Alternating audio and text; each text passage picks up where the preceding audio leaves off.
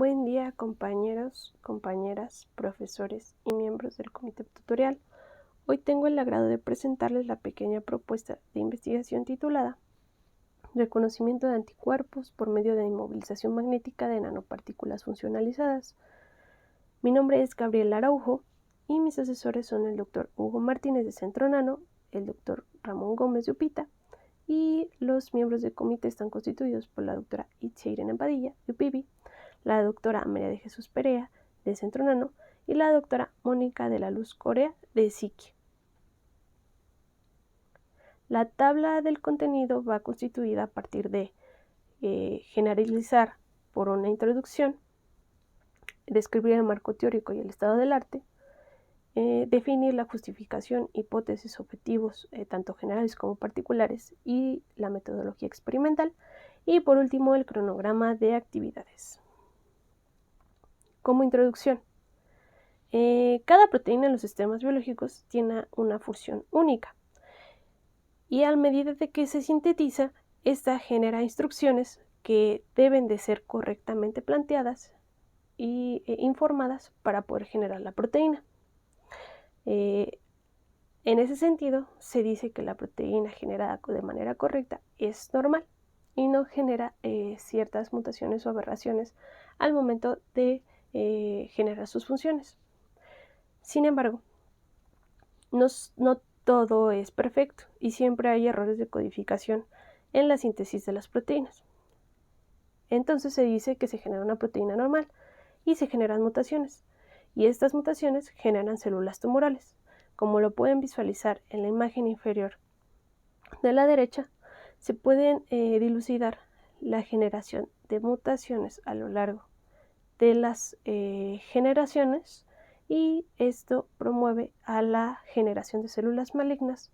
En conjunto generan un tumor en crecimiento. Para detectar esas modificaciones o mutaciones se tienen ciertos biomarcadores que generalmente algunos se denominan protectores del genoma. No todos, a continuación voy a describir un poquito más a qué me refiero. Sin embargo, es bien sabido que hay ciertos materiales dentro del genoma humano que promueven la correcta funcionalidad en cuanto a síntesis de los genes, es decir, en la replicación del ADN. Sin embargo, hay ciertos materiales que promueven o llaman ciertas proteínas y que conducen a la correcta redirección de ciertas enzimas o proteínas. Ahí encontramos algunos que son específicamente empleados como oncosupresores, que se generalizan como aquellos que inhiben la proliferación celular de aquellos materiales mutados, o bien los oncogenes, que son los que mutan, es decir, que no continúan con un proceso de apoptosis o muerte celular y no fueron inhibidos y se generan y promueven estas células cancerosas. Estos se encuentran en sobre- y infraexpresión en cuanto a genes y proteínas. Bueno, ¿cómo identificamos esto? Básicamente todas las investigaciones de cáncer se basan principalmente en la identificación de muchas características de las células. Tales son, como los mencioné, las mutaciones del ADN o ARN mensajero. Y bueno, básicamente sí hay ciertos biomarcadores moleculares que generan plataformas de detección, y estas plataformas de detección se traducen a biosensores.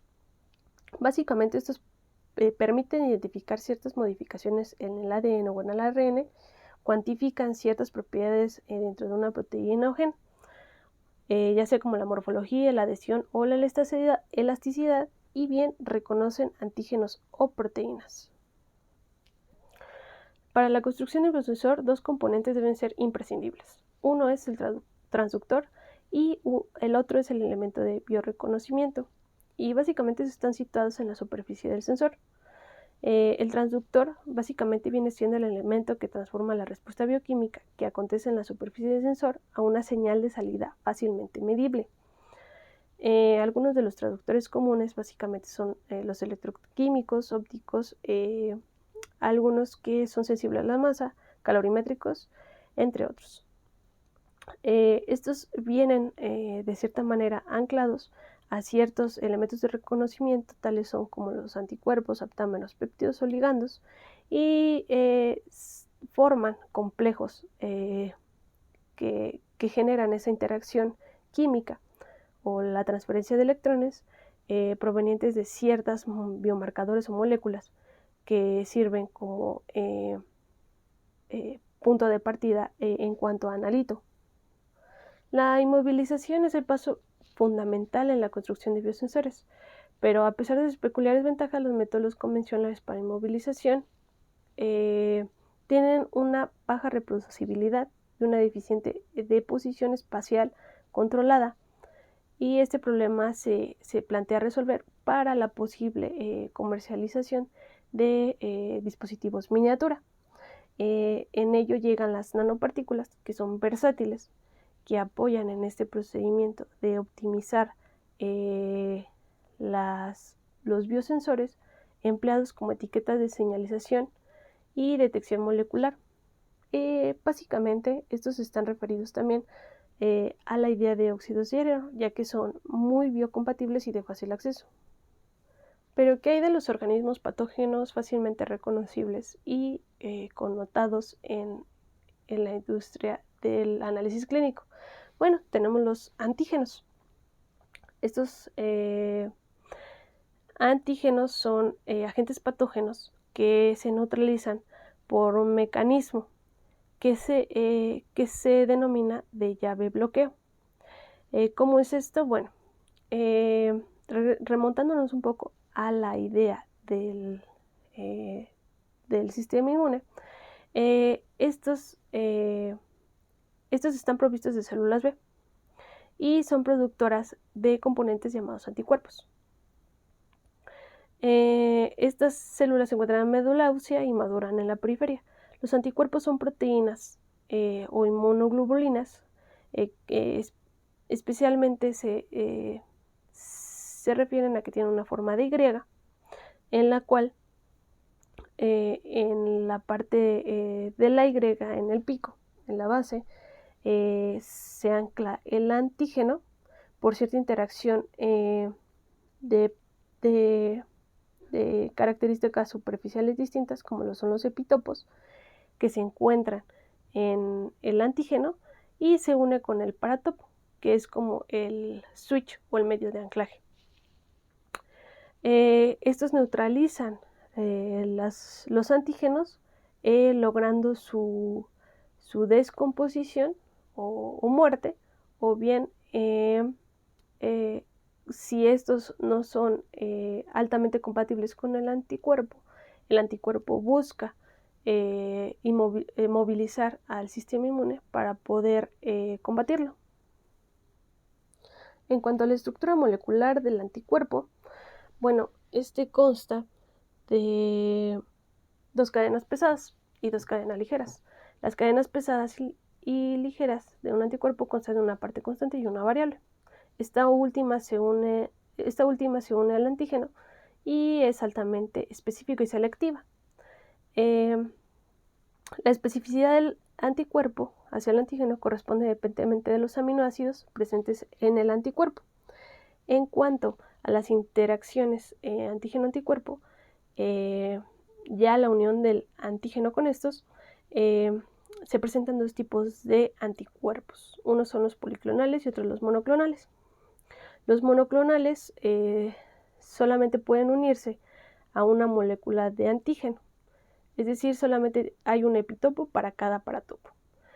Y en cuanto a los policlonales, esta es una colección de inmunoglobulinas, que también así se les conoce a los anticuerpos, y generan cierta reacción antígeno-anticuerpo en cada una de las secciones, en cada epitopo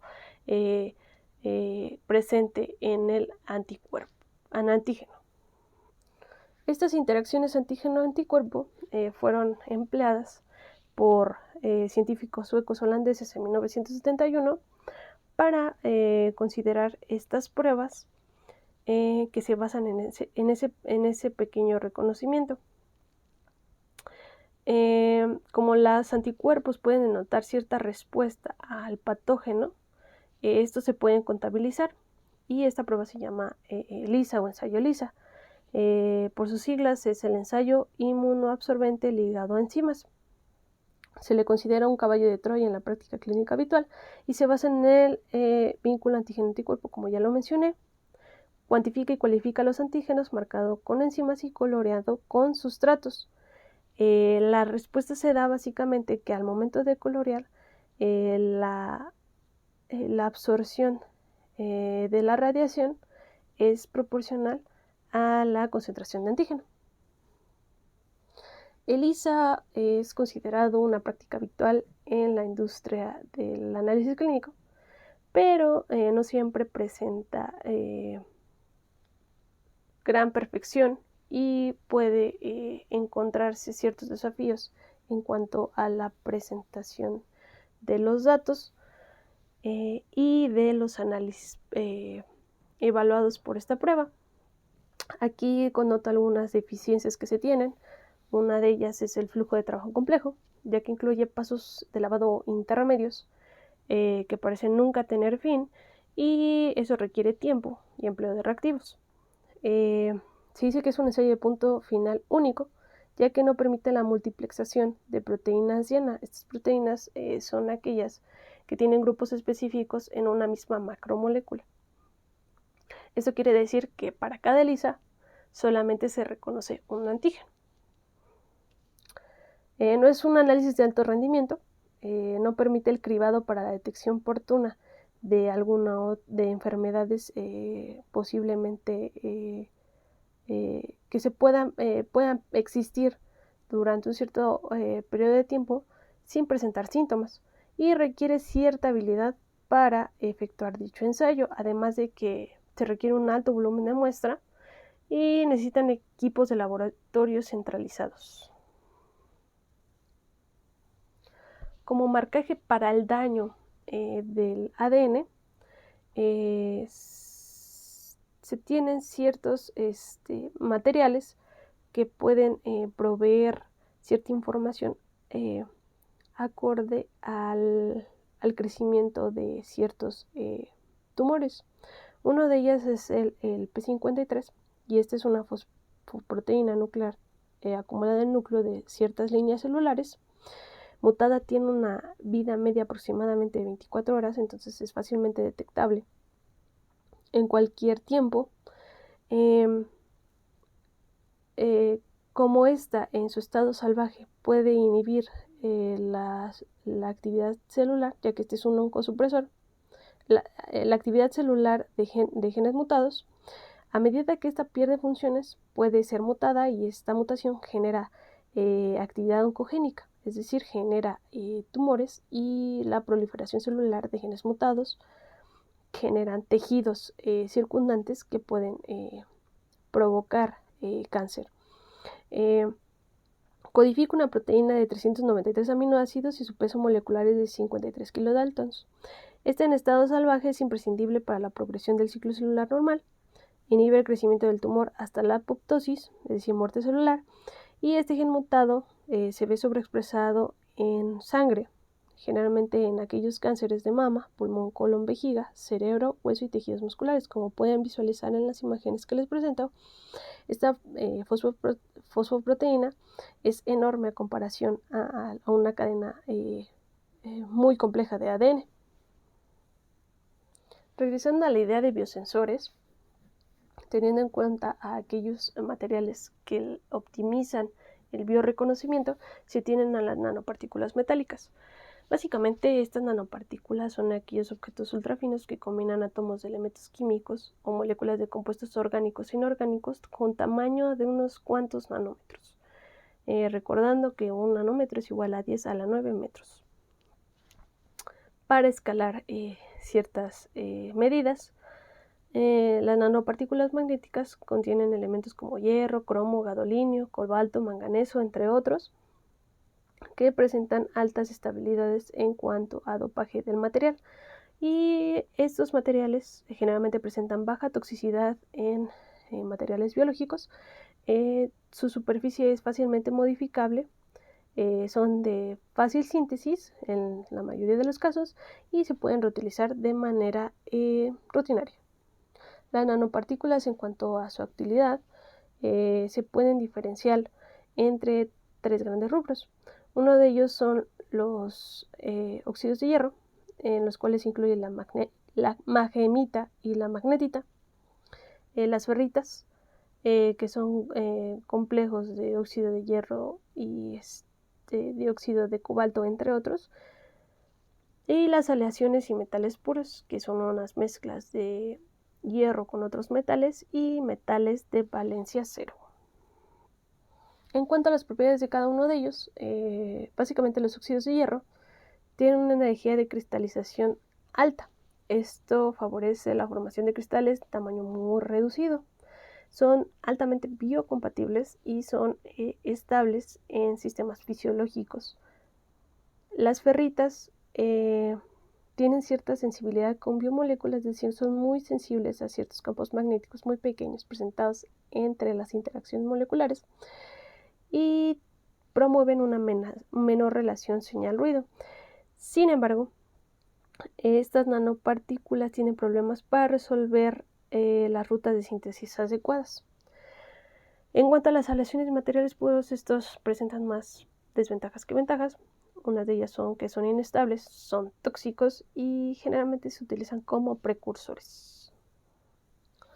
Las ventajas que tiene utilizar esas nanopartículas en el biosensado es que esas básicamente dependen de su forma, estructura cristalina y sus posibles componentes químicos, y que ofrecen clara ventaja por la baja interferencia de fondo en relación a enfoques ópticos y eléctricos que promueven ciertas interferencias en el proceso de obtención de datos. Son fácilmente funcionalizables y son empleados como marcadores de señal en plataformas de separación, transductores de fuerza e inclusive dispositivos de detección.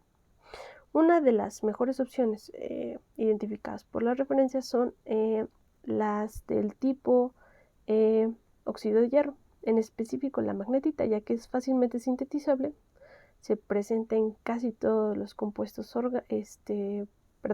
biológicos y tiene una muy alta compatibilidad con biomoléculas. En cuanto a su estructura molecular, la magnetita posee propiedades ferromagnéticas. Esta revela una estructura de espinel invertida con una celda unitaria cúbica centrada en las caras, es decir, contiene 8 moléculas por cada celda unitaria y esta celda se basa en 32 iones de oxígeno situados a lo largo de la dirección cristalográfica 1-1-1 y forman capas octaédricas y mixtas como lo son las tetraédricas y octaédricas. Básicamente esta estructura tiene una alta conductividad eléctrica debido a las comparticiones de iones hierro 2 y hierro 3, los que generan una alta relación de carga. Entre las propiedades magnéticas de las nanopartículas a poder cuantificar y igualizar, una de ellas es el superparamagnetismo, es decir, que se convierten en nanopartículas con monodominio. Esto facilita la orientación de los espines, generando un estado magnéticamente uniforme. En cuanto a otra característica es la susceptibilidad magnética, y esta confiere dispersabilidad sin formar aglomeración. Esta susceptibilidad básicamente se refiere a el momento magnético que pudiese acarrearse en la dispersión a medida que se conjuntan las nanopartículas. Es decir, que cuando se someten a un campo externo, como es que ésta se ve susceptible a ciertos cambios. La temperatura de Curie. Esta temperatura está referenciada a aquella en la que se pasa de un estado ferromagnético a un paramagnético. Y finalmente la anisotropía magnética, que básicamente tiene que ver con el acoplamiento spin-orbital, que no en todas las nanopartículas magnéticas esto es simultáneo. Y bueno, también se caracterizan otras propiedades como la magnetización de saturación, está obtenida por medio de curvas de histeresis, que esta es la máxima magnetización que puede alcanzar un material ferromagnético, y esto aumenta conforme al tamaño de partícula debido a la disminución superficie-volumen. Una técnica para poder caracterizar estas nanopartículas magnéticas es la resonancia paramagnética de electrones, que básicamente estudia las propiedades de los compuestos paramagnéticos que incluyen transiciones en el estado de ordenación magnética. Básicamente informan sobre la resonancia de la valencia del ion activo y la posible simetría que se obtiene de la relación ligando-receptor. Y esta mediante estos espectros se puede obtener el valor de la anisotropía, así como el signo. Aquí se representa un espectro PR y aquí varían las condiciones de temperatura para la magnemita. En cuanto a las nanopartículas funcionalizadas empleadas para biocompatibilidad, se encontraron dos artículos muy interesantes. El primero está relacionado a emplear materiales de magnemita sintetizados empleando una cubierta de polietilenglicol diamina, y son funcionalizadas ingresando anticuerpos específicos que dan reacción específica con células denominadas como células tumorales circundantes. Estas células están presentes en el torrente sanguíneo y están relacionadas con el proceso de metástasis. Para evaluar estas nanopartículas se generaron espectros en un medio de magnetización con enfriamiento de campo cero, elevando las temperaturas hasta llegar a la temperatura de bloqueo. Y esta temperatura de bloqueo, una vez que se sobrepasa, el material se comporta como un material superparamagnético. También hay otra aplicación, que es la inmovilización covalente de lipasa, que es una enzima, en la cual será funcionalizada en nanopartículas magnéticas activadas por carboxilos. Estas nanopartículas básicamente son nanopartículas de magnetita que están recubiertas por óxido de silicio en un método Stover, y se realiza una funcionalización por grupos carboxilo, es decir, los grupos carboxilo son los grupos salientes alrededor de la superficie de la nanopartícula, donde se anclan nuevos complejos, como lo es el EDC y el NH, que es cada uno respectivamente es el hidrocloruro de etil 3,3 dimetil-aminopropil carmodimida, y el siguiente es el N-hidroxisuccidimida. En cuanto a la justificación, básicamente dentro de la biodetección existe una demanda creciente de plataformas que son rentables, portátiles, rápidas y de alto rendimiento, pero para la OMS esto no es suficiente. Se tienen que ser asequibles, sensibles, fáciles de usar y sin equipo y al alcance de todo mundo. ELISA tiene un papel importante en este liderazgo de estas pruebas, sin embargo, no siempre promueve información oportuna y no tiene oportunidad de multiplexación, mejorando así algunas actividades de investigación, como el cribado de ciertas enfermedades.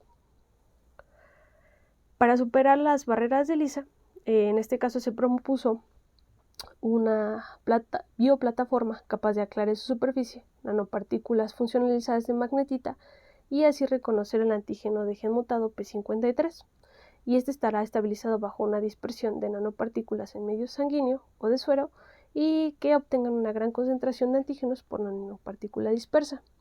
Así se logra purificar la muestra sérica únicamente con el antígeno, quitando las demás proteínas promovidas en el medio sérico y formando un complejo inmovilizado y estable que permita la separación por exposición de campo magnético externo.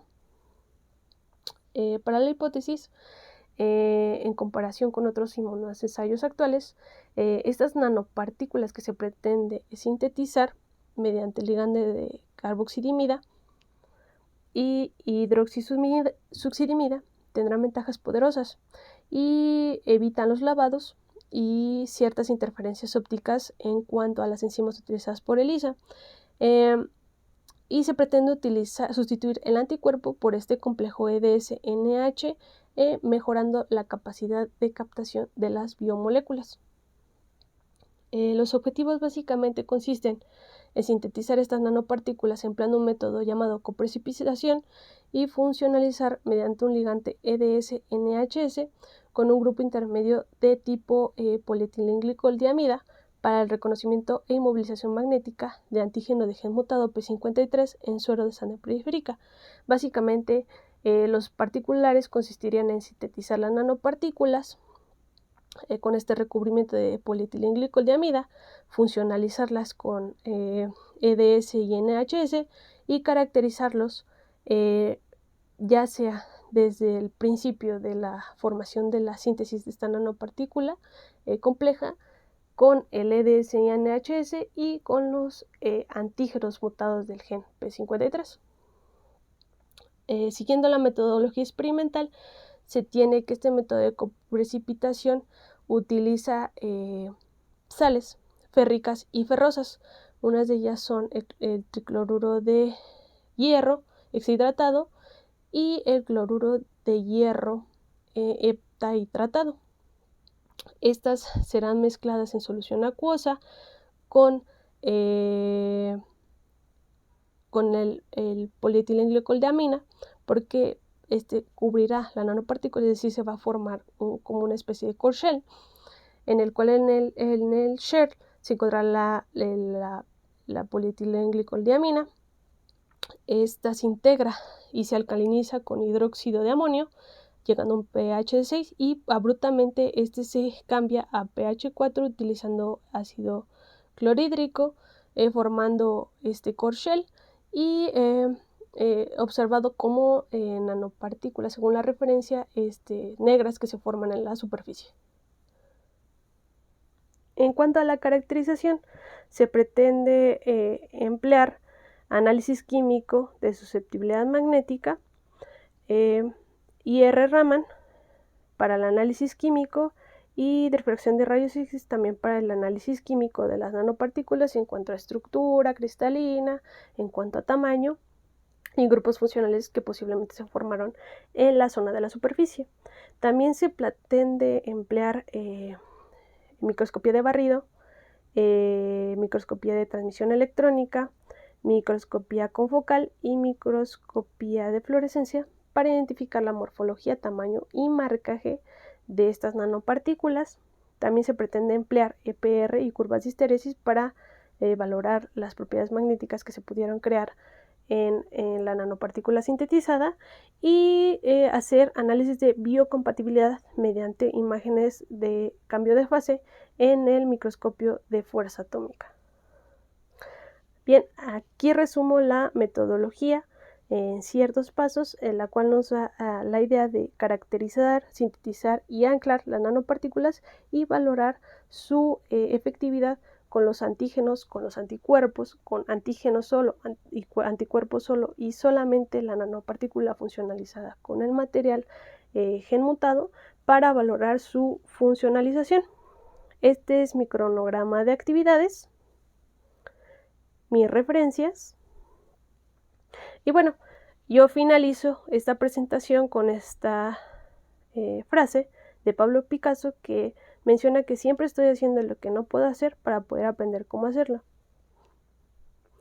Agradezco mucho su atención prestada a mi presentación y esperaré con ansias todas las observaciones y preguntas que se me confieran. Gracias.